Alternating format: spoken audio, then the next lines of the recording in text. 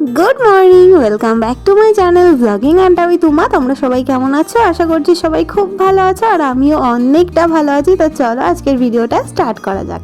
আজকে হচ্ছে এপ্রিলের 20 তারিখ, শনিবার। আর এখন সকালে আমি ঘুম থেকে উঠে পড়েছি। ঘুম থেকে উঠে আগে ঘরের বিছানাগুলোকে গুছিয়ে নিলাম, আর এখন ঘরটাকে ঝাড় দিয়ে দিচ্ছি। আর আজকে সকালবেলা ঘুম থেকে উঠেই দেখছি এত রোদ্দুর উঠেছে, এত সকাল সকাল। সারাদিনটা মনে হচ্ছে গরমে পুরো ফাটিয়ে দেবে। মানে ভেবেই কষ্ট হচ্ছে যে আজকে কতটা গরম পড়তে পারে। কয়েকদিন তো প্রচণ্ড গরম পড়ছে, আজকে মনে হচ্ছে তুলনামূলক আর একটু বেশিই পড়বে। একদম সকাল থেকেই রোদ্দুর উঠে গেছে পুরো খটখটে। তো যাই হোক, ওদিকে ঘরটা ঝাড় দিয়ে ফ্রেশ হয়ে খাওয়া দাওয়া করে নিয়েছি, তবে আর ভিডিও করা হয়নি, কারণ এই গরমে কিছুই ভিডিও করতে ভালো লাগছে না। তো খাওয়া দাওয়া সেরে এখন আবার একটু আম মাখতে বসেছি। এই বছরে কেন জানি না আমাদের এদিকে খুব একটা আম হয়নি, মানে হয়নি বললেই চলে। দু একটা গাছে দু একটা দেখা যায়, তবে আমাদের কোনো গাছেই আম হয়নি। এটা হচ্ছে আমাদের পুরনো বাড়িতে, মেজমাদের বাড়িতে আর কি। ওখানে আম গাছে কয়েকটা আম হয়েছিল, বেশিরভাগগুলোই পড়ে গেছে ঝড়ে। তার মধ্যে এই যে কিছু কিছু এইটুকুটুকু সাইজের হয়েছে, তার মধ্যেই আবার পড়ে যাচ্ছে লাল লাল হয়ে। তো তাই মেজমা কুড়িয়ে রেখেছিল। আর আজকে যেহেতু এত গরম পড়েছে, তো গেছি আর মেজমা আমগুলো দিল মেখে খাওয়ার জন্য। আর এখন নিয়ে বাড়িতে চলে এসেছি। এসে এটাকে ভালো করে গ্রেট করে নিলাম। এবারে এর মধ্যে এক এক করে লঙ্কা, একটুখানি কাসুন্দি, তারপরে লবণ, চিনি, এগুলো দিয়ে ভালো করে মেখে নেব। আর এই বছরে এটাই হচ্ছে আমাদের প্রথমবার আম মাখা খাওয়া। এর আগে আমই খাইনি বলতে গেলে। একদিন না দুদিন টক ডাল খাওয়া হয়েছে, একদিন আমের টক খাওয়া হয়েছে, এই হচ্ছে আম খাওয়া। আর প্রত্যেকবার এরকম সময় তো কত বড় বড় আম হয়ে থাকে। বিশেষ করে গত বছর তো এত আম হয়েছিল, খাওয়াই মানে কষ্টসাধ্য হয়ে যাচ্ছিল ব্যাপারটা। মানে খেয়ে শেষ করাই যাচ্ছিল না, এত আম হয়েছিল। আর আগের বছর সবাই এত আম নিয়ে মানে অবহেলা করেছে বলেই বোধহয় এই বছরে আম এত মানে কম হয়েছে, একদমই হয়নি।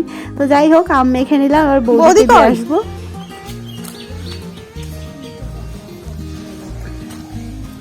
বৌদি,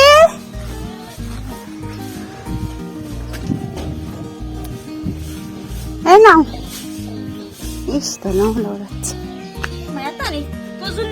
হ্যাঁ, মেখে খাওয়াবো, ভিডিও করবো না কি? বৌদিকে গিয়ে কিছুটা আম মাখা দিয়ে এলাম, আর এখন বাড়িতে এসে আমরা বাকিটা খাচ্ছি। এত টেস্টি লাগছিল কি বলবো। একেই গরম, তার মধ্যে এরকম টেস্টি টেস্টি মাখা, তারপরে আবার আমরা যা টক খেতে পছন্দ করি। তো যাই হোক, আম মাখাটা তো খেলাম। আর তারপরে ইপসিতা এদিকে এসেছে। কালকে দাদা যে স্প্রাইটটা নিয়ে এসেছিল, ওখান থেকে খানিকটা রেখে দিয়েছে। কালকেই বলেছে যে ওই তরমুজ দিয়ে স্প্রাইট দিয়ে একটা মকটেল মতো বানিয়ে খাবে। তো এখানে তরমুজ নিয়ে নিল, তার মধ্যে কয়েক টুকরো বরফ দিয়ে দিল, আর এরপরে এর ভেতরে দিয়ে দিচ্ছে স্প্রাইটটা। আর একটু লেবুও দিয়েছিল, তবে সেটা ভিডিওতে মিস হয়ে গেছে কোনোভাবে। আর একটু বিট লবণ দিয়ে এটাকে খেয়েছে। আমাকে বলেছিল, আমি একটুখানি টেস্ট করেছি, বেশ ভালোই লেগেছিল খেতে। কালকে যে ধানগুলো মানে ঝাড়া হলো, ওগুলো মাঠে রিমা রোদ্দুরে মেলছে। তো এখন এই যে একটু তরমুজ কেটে নিয়েছি, এটাই এখন ওকে দিতে যাবো মাঠে। ছাতা নিয়ে যেতে হবে, যা রোদ্দুর পড়েছে আজকে। এমনও চল। মাকে কেমন গরম বাবু? স্কুল তো ছুটি না?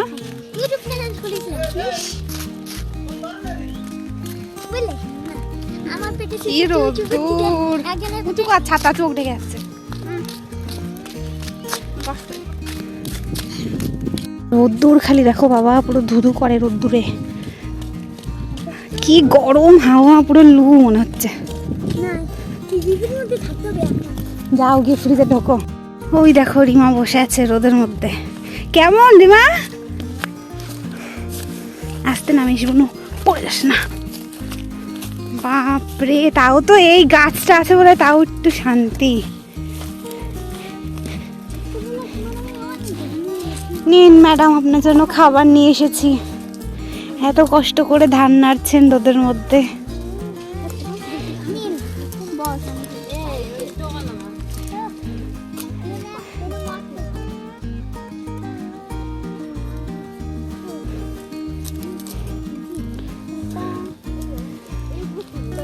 ভালো জায়গা, কিন্তু ঠান্ডা, মানে গাছটা আছে বলে তাই।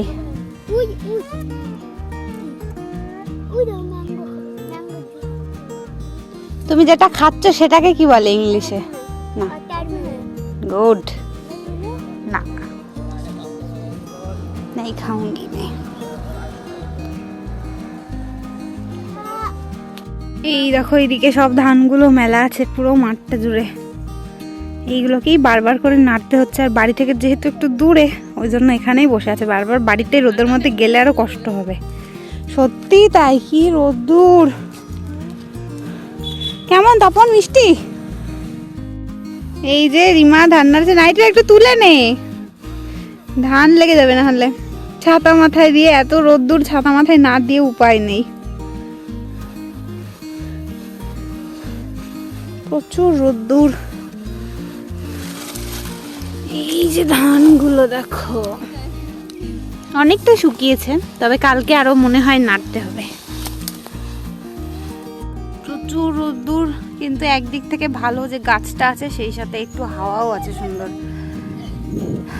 মাঝে মধ্যে হাওয়াটা ঠান্ডা আসছে, কিন্তু থেকে থেকে আবার সেই লু এর মতো পুরো গরম হাওয়া। এর মধ্যে চলে গেলাম।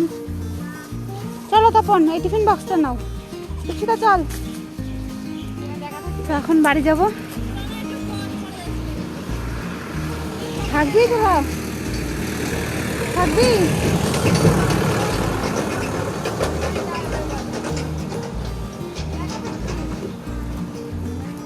আসো তপন, আসো।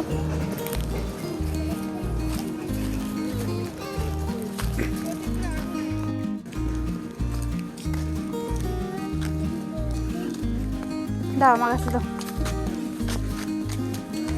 আবার ওদের মধ্যে দিয়ে যাচ্ছি, ছাতাটা দিয়ে আসলাম রিমাকে। এখন 5টা বেজে গেছে, আর এই যে কেটলি নিয়ে নিয়েছি, যাচ্ছি দুধ আনতে। অন্যদিন এই ডিউটিটা রিমার থাকি, তবে আজকে না রিমা সারাদিন অনেক কাজ করেছে, তো ওই জন্য কেবলমাত্র বাড়ি এসে ভাত খেতে বসেছে, তাই আর ওকে না বলে আমি যাচ্ছি। আর ইপসিতাকে নিয়ে যাবো ভেবেছিলাম, তারপর ও ঘুমিয়ে পড়েছে, ওই জন্য একাই যাই। চলো আগে তাড়াতাড়ি করে যাই, না হলে দুধ পাবো না। এই যে আমার দুধ নেওয়া কমপ্লিট হয়ে গেছে, বাড়িতেও চলে এসেছি। এই দেখো কেটলিতে নাম লেখা রয়েছে। এখন দুধটা রেখে যাবো আবার একটু মাঠে ঘুরতে, কারণ বাড়িতে একা একা ভালো লাগবে না, কেউ নেই বাড়িতে। সন্ধেবেলায় রিমা গেছিল বাজারে ফুচকা নিয়ে আসতে, তো ওই যে অনেক দিন পর আজকে ফুচকা খেলাম, প্রায় 1 মাস পর। আজকে কেউ ঘরে যাচ্ছে না, সবাই এইখানেই বসে থাকবে। এখন বাজে 7:41, প্রায় 8টা বাজতে চললো, আর আমরা সবাই এখানে বসে আছি, কারণ এত সুন্দর হাওয়া, না কি বলবো, পুরো ঠান্ডা, পুরো ফ্রেশ লাগছে। ঘরে গেছিলাম, তবে এত গরম, পুরো ফ্যানের হাওয়া পুরো আগুনের মতো। কেমন লাগবে বাবু?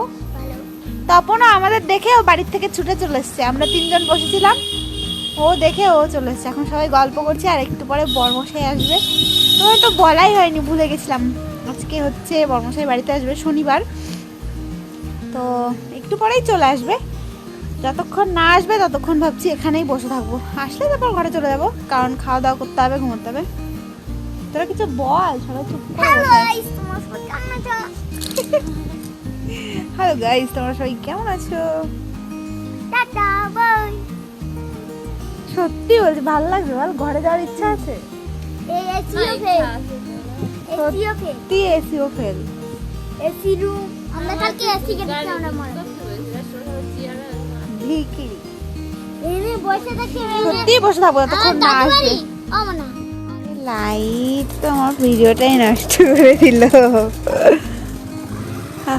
চলো চলে যাই ঘরে, এসে গেছে। চ কাম কাম।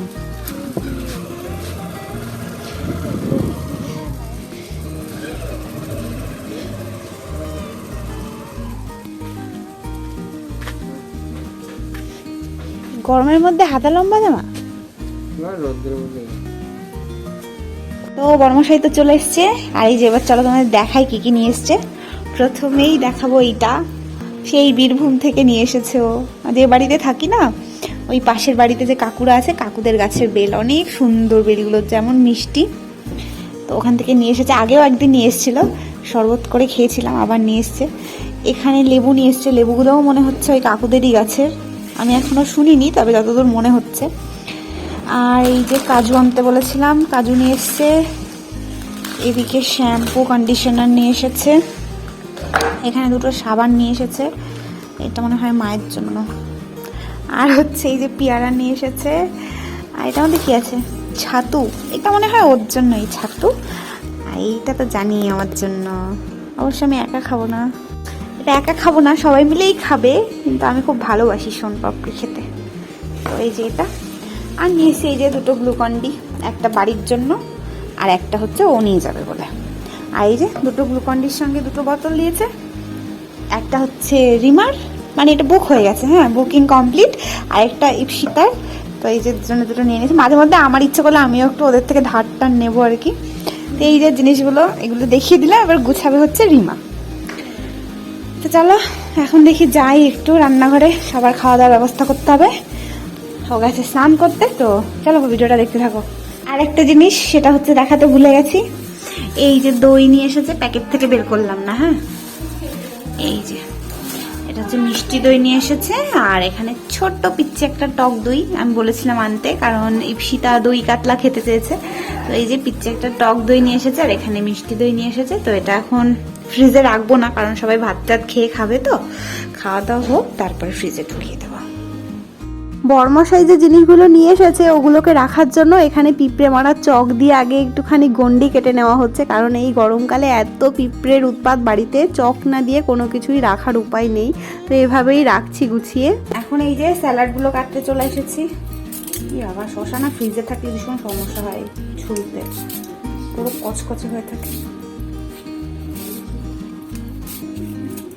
খিদে পাইনি খুব একটা, কারণ সন্ধ্যেবেলা ফুচকা খেলাম না, ফুচকা খেয়ে পুরো খিদেটাই নষ্ট হয়ে গেছে।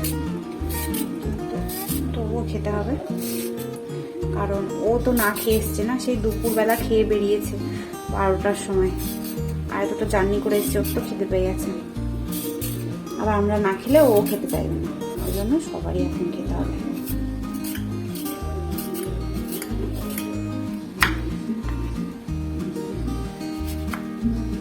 শসাগুলো এত সরু সরু না, একটু ট্যাড়া ট্যাড়া করে জন্য কাটি, যাতে একটু বড় বড় দেখতে লাগে, একদম ফুচকে ফুচকে হয়ে যাবে।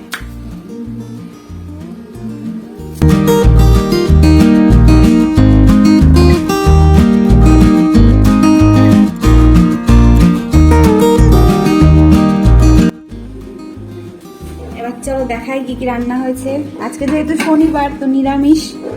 এই যে এখানে মা নিরামিষ সয়াবিন করেছে, আর এখানে এই যে মুগ ডাল, এটা না বাড়িতে যে ডালগুলো হয় ওগুলো, ওই জন্য একটু কালারটা কালো কালো, কিন্তু খেতে বেশি টেস্টি হয় এই ডালটাই। সেই সাথে এখানে এই যে টমেটো শুকনো শুকনো করে লঙ্কা দিয়ে ঝাল ঝাল, কারণ আমাদের বাড়িতে কেউ মিষ্টি টমেটো চাটনি অতটা পছন্দ করে না।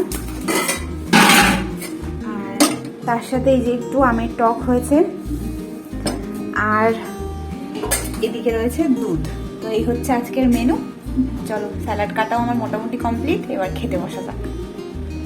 আমার স্যালাডগুলো এখানে কেটে নেওয়া হয়ে গেছে, ওদিকে রিমা ভাত তরকারি সব কিছু বেড়ে রেডিও করে নিয়েছে, আর এখানে আমরা খেতে বসে পড়েছি। তবে বাবা আর বড়মশাই খালি গায়ে আছে বলে দেখাতে পারলাম না।